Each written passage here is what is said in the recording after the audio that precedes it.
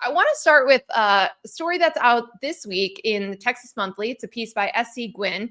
Really good feature on Arch Manning, who he is, spent a lot of time with his family members, and they talked, Eli and Archie in particular, as well as Cooper, about kind of like what makes Arch who he is and how, his football journey has come about.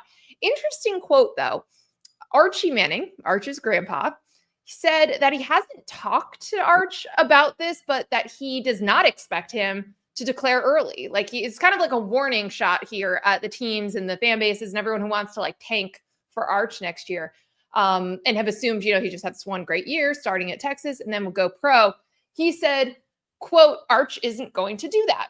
He'll be at Texas. Joshua, do you buy it? Absolutely not. No. And here's the reality of the situation, right? Like, I think I buy this a little bit more than other prospects who might do this, because we've talked about it. The inputs are there for Arch. Like, he was already from a wealthy background where maybe the urgency to leave early for the NFL didn't exist from a financial standpoint. And then you put the NIL and everything else with it. Like, he independently also has a ton of money. And he comes from a family that has spent a lot of time in the NFL, around NFL people, and they understand the idea of readiness and what it takes to actually be prepared for that league. And so if he gets to the end of the year and they feel like he's not ready, I'm not exactly sure they're going to be rushing to have him drafted into a situation where, maybe he's got to play too early. Maybe he's not being developed by a very good franchise. So I think this is a smokescreen, right? Like, he's going to be a good player. He's probably going to be gone. But there's also this idea in my mind where I think Archie believes exactly what he's saying right now, because they want to make sure that Arch is given the best opportunity to be successful when he goes to the league. Let me throw a wrench, though. I didn't realize this because you and I are a little bit younger than some of our peers who covered, Peyton and Eli when they were in school. They did not leave early. Everyone thought that Peyton in particular that these guys were going to leave early, and they came back even that Peyton had already graduated.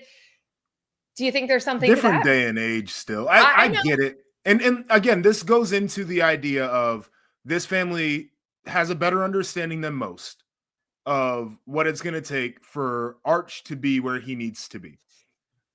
It is really difficult for me if he ends up being the number 1, 2, or 3 quarterback in this class in particular, where people feel like there's some pretty good quarterbacks, that he wouldn't declare early.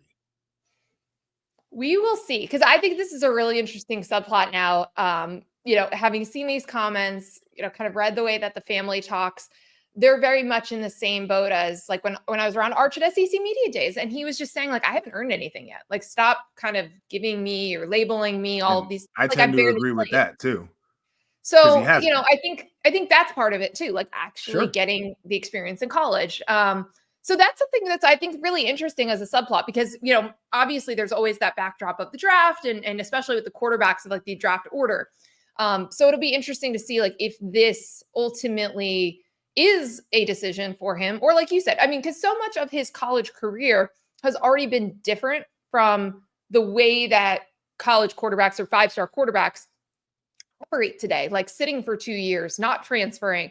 There are guys in his class that transferred twice already, and he hasn't even been the full-time starter yet. So everything's a little bit different. I think nothing is really out of the realm of possibilities with him, but I get what you're saying. And I think that becomes a very interesting storyline if he becomes part of the Heisman race, if he is one of the best quarterbacks in the country.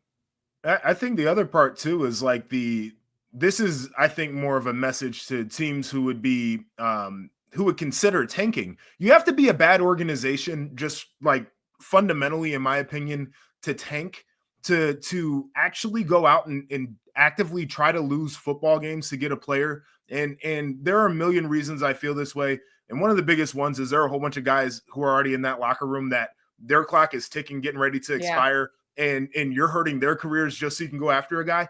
And so maybe this is more of a message of like, listen, we're in control of Arch's process. And if you think that you're going to game the system, like, we can't be got.